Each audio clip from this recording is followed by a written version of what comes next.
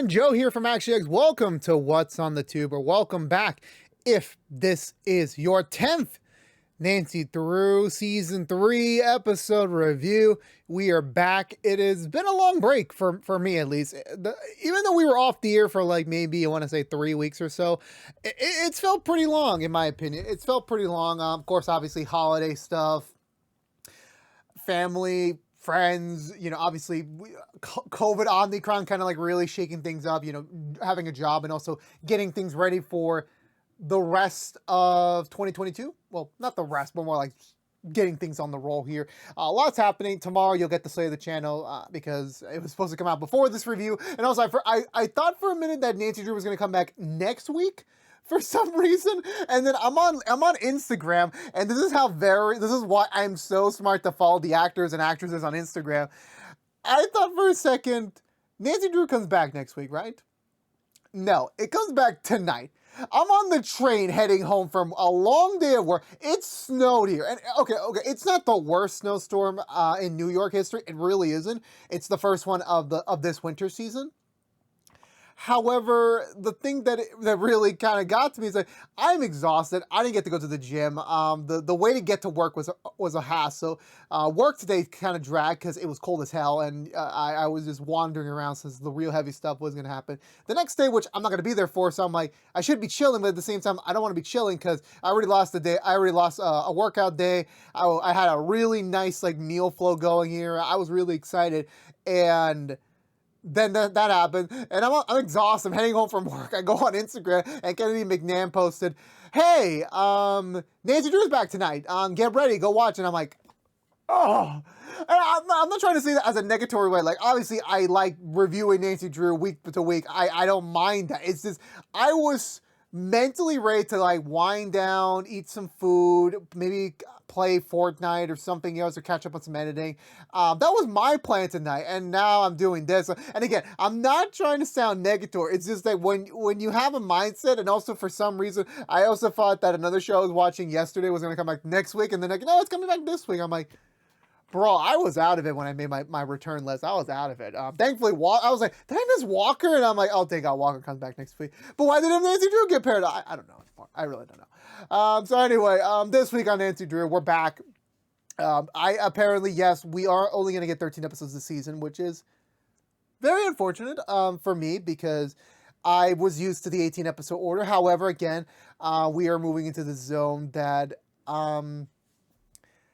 less is more, as long as they tell a tighter story without dragging it out, I'm perfectly fine with that. I just get scared that you get into the territory of like, oh, they're only doing 13 episodes because it's a way to save money and because it's not the most popular CW show. But at the end of the day, for me, I'm like, well, no, it can also work to your advantage since telling 13 episodes, it's kind of like the Netflix binge order. So 13 episodes is roughly amount of time to tell your story and get out.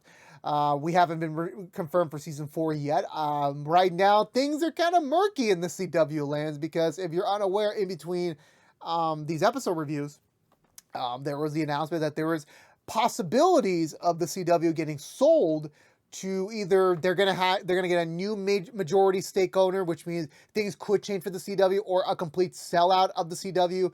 And most of the people believe that this will mean the end of the CW programming, which I'm usually the optimist, but there is a chance that all these shows could get canceled because the new owners may not just have an interest. They could just sell off the assets, sell off the buildings, the whatever value they have, and just make their money back.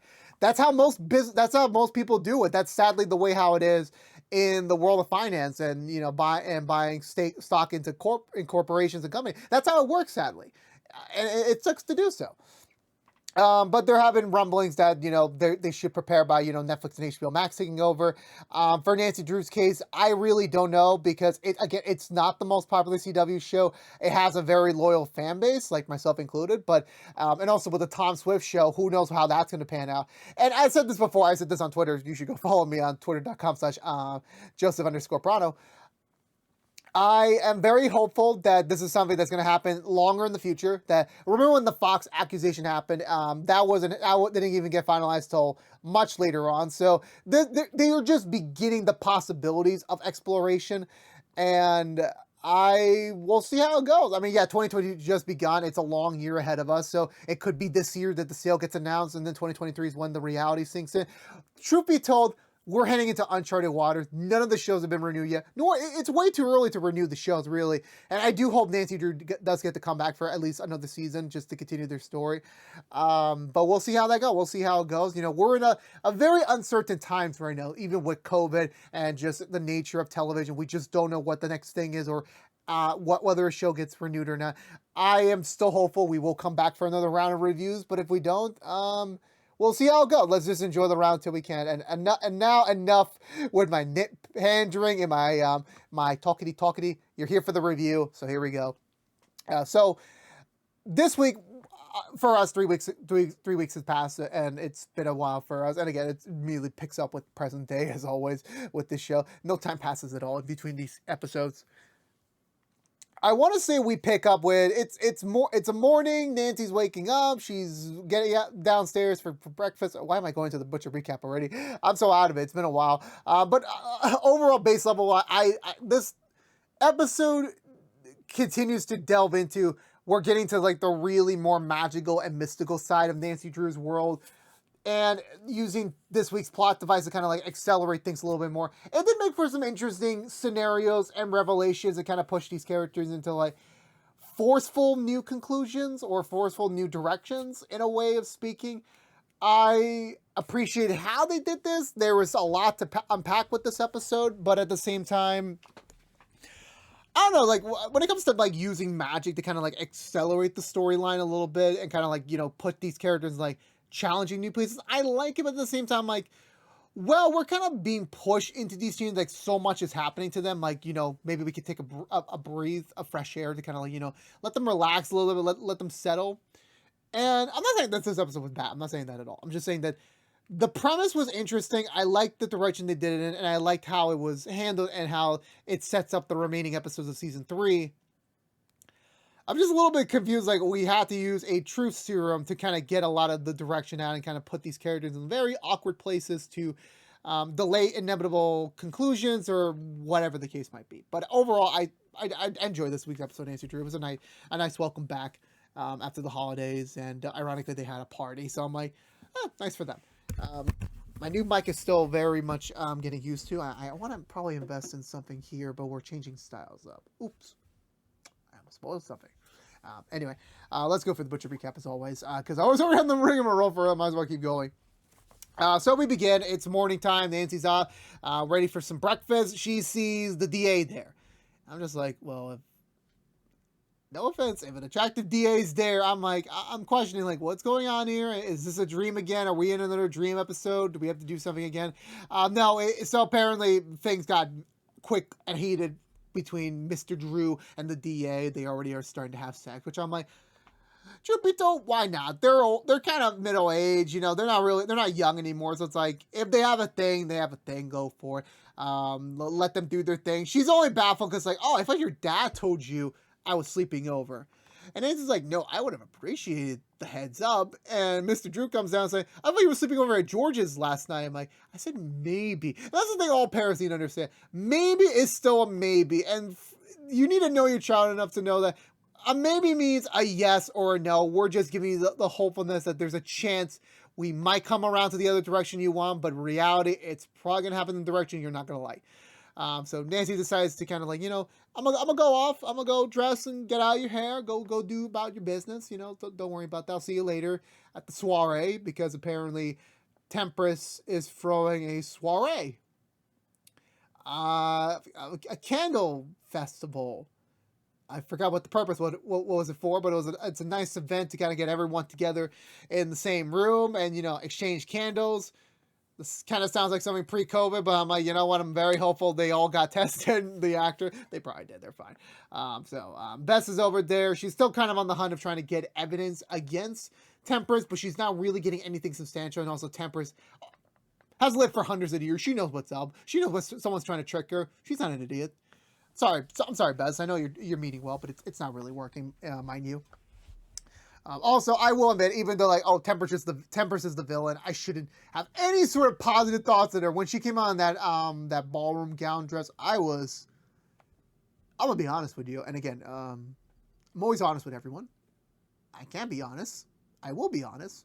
That was a very attractive dress. I got baffled for a moment. I forgot what the hell was going on in the plot, and I was like, "Oh yeah, right. Plot. I have to pay attention. I'm watching a show. Gotta pay attention. I don't know what's going on with me." Bess notices at a map. She's looking at this blood trail, which I'm pretty sure has something to do with damn, what was the monster's name? I forgot the monster's name. The monster we've been hunting down the last few episodes. I want to remember the name, but again, the holiday break really took a lot out of me, so I'm really trying to remember. But anyway, I know Temper says something involved with it. This blood map meets some, but she writes it off like, "Oh, it was just a ritual I tried to do. It failed. Don't worry about it. Don't worry your little head about it. Just we're gonna have a fun time at the party tonight." I don't even know why I'm speaking in a Western accent right now. Back at the youth center, they're having a basketball day in a very rainy Vancouver adjacent environment, and it's still kind of fresh for George and Nick. They're establishing we are together, we are in a relationship, we're just not getting married, which sounds kind of like deja vu to me, but whatever. Ignore that. So it's kind of weird because, like, again, when you break off an engagement, that usually means that you're gonna break up, period. Because when you get married, that's like the next big level. But they're like, no, we're gonna take our time. We're gonna still be together. We're gonna figure things out. But honestly, on the deeper level, there's some things that like haven't been addressed yet. And again, this is like I think the day after this all came out, so they're still kind of feeling like the high of like, no, we're still together. We still have our title. We're still very much in love. But we're gonna guide through life because again they're only 19, 20, so it's like they got enough time in the world to figure that out. Also, I forgot the cold open was nearby to the youth center. It was a very lone white tent doing some sort of ground digging work or something, and the guy who was in charge of that dies. And so when we cut to the next morning with George, Nick, and and Bess's new girlfriend, they find the white tent. They go inside to kind of look at what's going on. They find the guy dead. Nancy's over doing her unofficial, non-paid, reputation earned pro bono job at the police station, and yeah, things are still pretty steamy with her and hotshot detective, which I still forgot his name about. And Nancy's having some issues with an old-fashioned printer, which I'm like, don't you guys have a technician on staff? Like, I know it's a small town, it's a small precinct, but like, come on, you guys can afford a technician on staff if this sort of thing happens. I'm pretty sure they won't get paid enough, but still. Nancy tries fixing it. He tries to help her out, and they get a little bit close. And Nancy thinks like, this is the moment we're gonna kiss. I mean, very weird place for your first kiss. Like in the police station with like tons of officers watching you while your face is covered in printer ink. Not really the best place to have your first kiss with someone you just cared about. But he swears like, nope, I'm sorry, that was unprofessional. I shouldn't have gotten close to you. Nancy gets embarrassed, but thankfully Nick calls her to kind of like get her out of her embarrassment. So they look, I got a new case for you. Come over to the youth center. We got to talk about this. Ace and Hannah, I remember the freaking person's name now. That's great. I remember some people thing, and I don't, and then the next day I forget them. That's how the Joe mind works. Ace and Hannah are kind of like just catching up, and just kind of like Ace is catching her up on what's been going on in the real world. And Hannah thinks it's only been like a few hours for her, but no, it has been weeks since she's disappeared. And Hannah's like baffled, because like, oh my god, we're in this dimension that time doesn't matter. That like time moves so fast for us that for that sort of thing is weird. But Ace is still optimistic. Like, no, I can get through. I'll find a way. I'm gonna get through to Nancy, and we'll be fine. We're gonna get out of this. And Ace is always so dead set, like, I can do this because there's something between me and Nancy. I still don't want to acknowledge it yet, but I know she will listen to me, and she will power through. So they spiritually head over to the precinct, but like way after the kiss attempt. So they're at the youth center side. They're still trying to collect information about the whole thing, and there's not really much they're figuring out as of right now, but they're doing the best. I really do not know much about how this event, because again, it has a supernatural background, but there's still a lot of things they don't know about yet, and this episode focuses on kind of a different aspect of the thing. Like, that murder is just another piece to the Ice Heart Killer case, but the problem is that there's just so many other things going on that it kind of gets waddled around a little bit down into the mud, so that you don't really get to pay much attention to it, if that makes sense. If I'm trying to make any sort of sense. So anyway, I know we get a scene where Yeah, I'm a really have to jump around over the place here because this episode like, I know. Also, Bess's girlfriend, she's now well more aware on Bess's magical side about what's going on with everything else. Because again, Bess is trying to be a better girlfriend this time, trying to be letting people into her life more so that she doesn't lose them down the line, and this is the best bet for her. So she's kind of pitching the idea of like, okay, regardless about this case, Temperance is part of all of this. We need to get her to confess. And Bess found this ritual to make a truth serum miss. So, and since the Candlelit Festival kind of has something to do with vapors and mist, I don't know, I'm not a scientist. This is the opportunity to kind of like get Temperance under the influence, get the confession, and then they're done with this. They got Temperance locked under the book, and I don't even know what they were planning on doing with this evidence. It's not like they can easily beat her, but okay, whatever. You know, that's an opportunity. But so that's the plan. And hopefully Bess's very limited knowledge of magic, nothing can go wrong, right? Nothing can go wrong. I know they do more work on the investigation. Hannah and Ace are kind of just like sitting sidelines while everyone else is kind of like really doing the thing. I know Ace had an interview with the morgue to work there, which I'm like, Ace at the morgue? He's a tech guy. What does he have to do with dead bodies? But that's weird. That's kind of a weird, like, you know, throw off line. Maybe it was just an attempt for Ace to make some money so he can, you know, start to be more independent from his family, who are still like very finicky about, like, they're kind of forgiven, but there's still like a lot of like really a lot of bad things they still need to work about, or if that makes any sort of sense. I know some other things happen, but all the juicy stuff happens at the manor or whatever fancy mansion that Temperance rented out for this big soiree. And, you know, everyone in town is here. You know, the Drew crew, some of their parents, a lot of the background people, everyone's there. Oh yeah, I forgot Ryan is still doing his own thing, trying to like rebuild up his reputation, trying to like kind of build his own money again. Because like again, he has no money right now, so he's trying to do everything he can using whatever little connection he has to kind of keep things going. He's been in touch with this one guy who is very interested in Ryan, not because of Ryan himself, but because of Ryan's connection with the youth center. And you know, if Ryan can successfully get some more money going into the youth center, like a little bit of profit, this guy can get involved so that he can like really start to help Ryan out with some money, if that makes any sense. I don't get finance at all. This is why some of my best friends they do this world. They dumb me down. They dumb it down for me, if that makes sense. But there's something more sinister with this guy than meets the eye. There's more stuff that he's not revealing yet, and you know, Ryan's feeling a little bit guilty about it, that he's bringing the youth center involved in this. But this will all make sense when we get to the party, and everyone's in fancy clothes. Honestly, everyone looks stunning. Everyone looks 10 out of 10, perfect. They look great. Bess is getting her plan in motion. She got the serum ready, and it seems like everything's going to go off at a hitch. Everyone does this weird, like, okay, you get the fire. And then the fire gets passed over.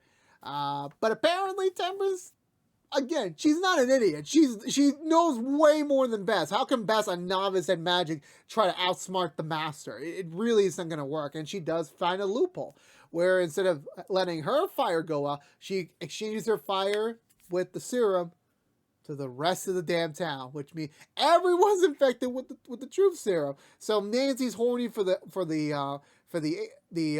hotshot detective. George and Nick are kind of being a little bit more open on how they really feel about their engagement separation. Bess is just not lying anymore. Ryan, like, everyone's open, and this is where like the more interesting stuff happened. Now I'm still debating on whether or not this was the right plot device to kind of get all these emotions down, kind of get these new developments going. I'm not entirely 100% certain on that, but it does make for a much more juicier story and definitely raises up the stakes a little bit.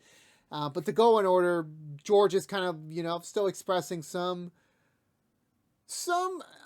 and this is very much, I have a little bit of a personal attachment to this. I won't get too much into this because I've already rambled so much at the start of this.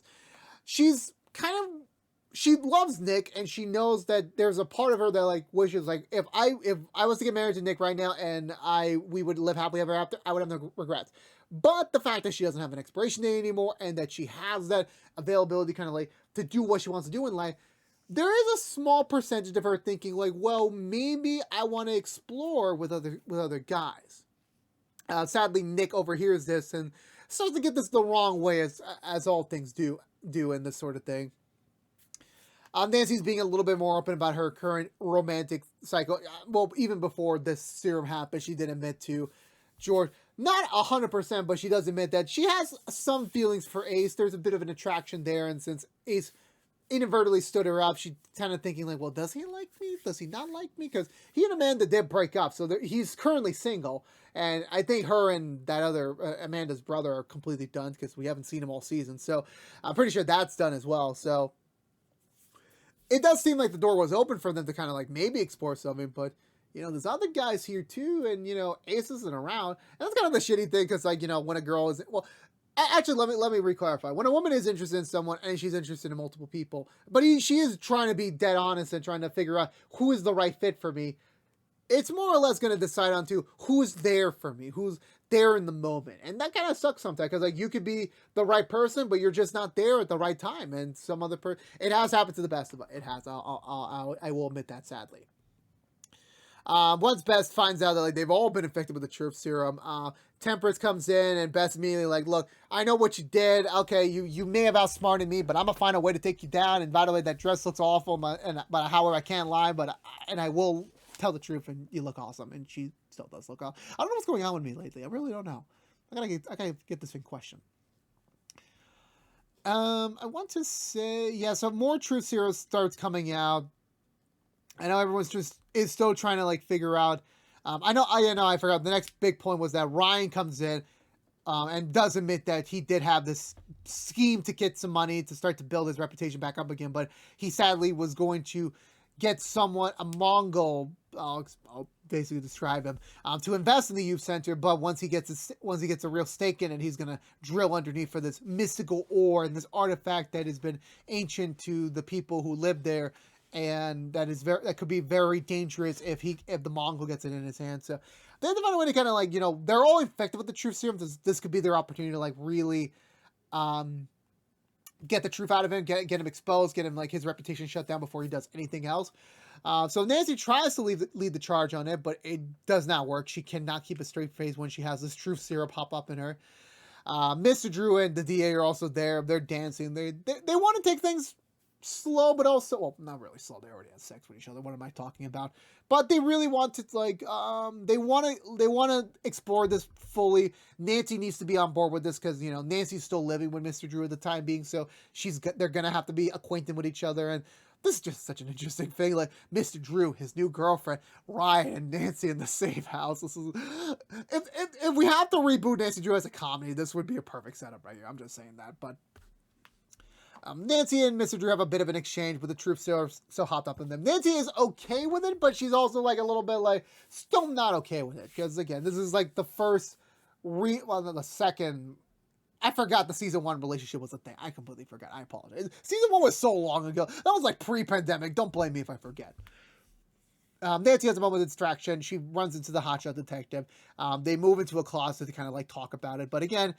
Them on truth serum, them clearly having feelings for each other, and then just having the privacy of a closet, a locked closet, which I'm like, yeah, if you have a locked closet in your house, you're just asking to get screwed there. And yeah, they screw. And again, it's the sad thing where like for us as fans, especially me being an Ace fanboy, Nancy and Ace are great together. I don't know if they're perfect together, but they're great together. That's what you want to see. And then again, Ace is the right, like, it's very weird between going with someone that's like having so much similar interest to you, but then someone that like you connect with on a spiritual level. There's a difference, and sometimes you tend to choose what your heart says it is. And I do believe Nancy does want to go for Ace. I think that the feeling's been there for a lot longer, but it's just the timing. Ace isn't around. Where is Ace? No one knows. This guy's here. They're in a closet. No one's interrupting them, so. Screw it. They screwed. I'm not really trying to like pay much to mind about it. I'm not. I don't know why I'm really now starting to get more sentimental about this. But yeah, and also Nancy is single. Why am I giving excuses? What am I saying? Back to the recap itself. They fucked. Apologies for the language. They screwed. And they're gonna like explore things. They go dancing, and I was like, oh my god, I forgot Ace is a ghost and he can see everything. So I'm like. I'm 90% 30 they will never mention this, but I'm like, if Ace witnessed them doing it, when he was in the room, I'm like, dude, that must have been the most toughest thing for him to watch when the woman that you like is being is like I definitely had that feeling before. So okay, enough about the personal side. Let's finish off this recap already. Nick and George have an argument about everything, and Nick asked the point blank question: do you want to explore things with other people? Like, and she says maybe, because like like I love you, but like at the same time, like we were on this time crunch, we were on this timetable, and now that we don't have to get married anymore anytime soon, nor am I gonna die. Like, I don't want to make a mistake and just think in my mind like I just settled for Nick and not thought about everyone else. But of course, Nick takes it the wrong way because of the settle word, and he thinks like, oh, did you ever really love me? And she's like, yes, but.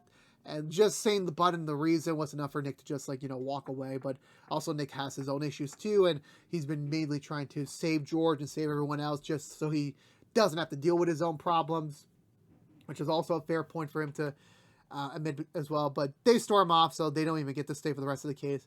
Ryan, for once, being the only sane one left in the group, decides he's going to finish the problem, gets the Mongo hopped up on the truth serum gas, and the guy literally admits everything. It's like an end of a movie. Like, this is what I love, when the villain, or just in this case the bad guy of the week, literally admits everything. I'm a bad guy. I don't file my taxes. I would have destroyed the entire youth center just to get an artifact that would disrespect another people's community. He doesn't care. He's a garbage rich person. He literally admits this all in the show, and I'm like, I love this scene. I really did. And Ryan recording the whole thing, I'm like, yeah, this guy's never gonna have a career in anywhere ever. His business is done.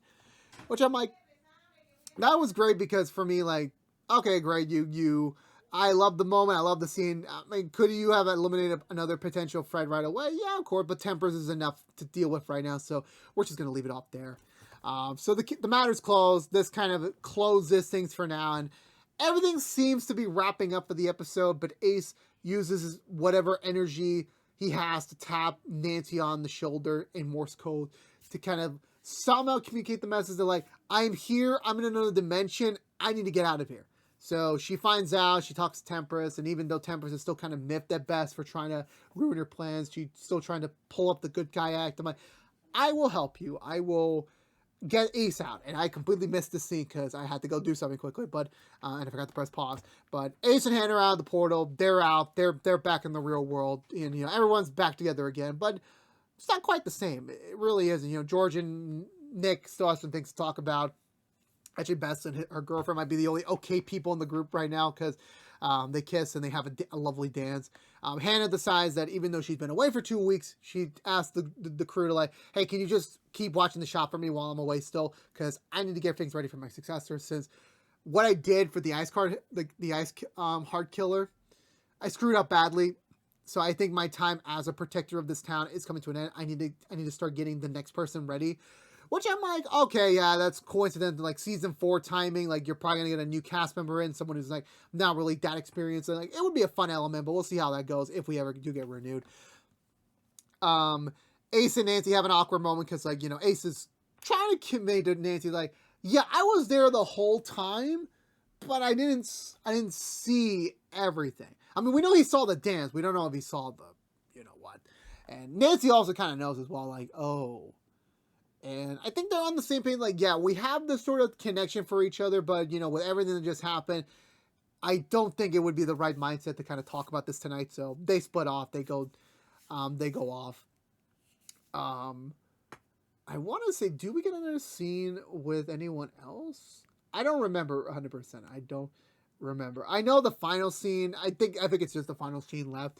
Nick's playing basketball to kind of relieve his head at the youth center. And he finds the white tent kind of like glowing a little bit, so he walks over there. Temperance is there, and she kind of already point blank admits her plan to kind of get the artifact that's beneath the youth center out of the ground. So she has her plans to resurrect her daughter and bring her back from the dead. And she said, and you're gonna help me. And of course, like, all cliche things happen. Nick's like, why should I help you? And Temperance is like, well, because I put a curse on all the little kids here at your youth center. So if you don't help me, they're done for. And it's like very unwillingly, like, fine for the children. And then red light and the ritual symbol, like, kind of like in the season 3 poster, lights up, and that kind of ends. That ends this episode of Nancy Drew. So yeah, I think this episode had a lot of great moments. I'm still a little divisive, not in terms of like a really bad or like a really bad or a really good thing. Like I'm very mixed on the whole truth serum aspect, just to kind of get these emotions out. I think there could have been another way, but again, it could just be 13 episodes. We're in the supernatural element. It does make sense. I don't know how I feel about it 100%, to be honest with you. It's just something that like I found it to be a little bit cheap, but at the same time, it definitely delivered some um, really good character moments, and it does push the characters to kind of really think about what's going to happen to them next, what is going to happen next as we approach this final run of episodes, and how is everything going to come to a head? You know, with so many things happening at the same time, how are we going to end things? Because like, we have 4 episodes left, but we'll see how it goes. The Nancy and Ace thing is definitely going to get a little bit more complex, and I'm pretty sure this is all going to boil down to some big season finale moment. Nick and George might do something incredibly stupid, and Bess for once might be the only one happy in the end of it. Who knows?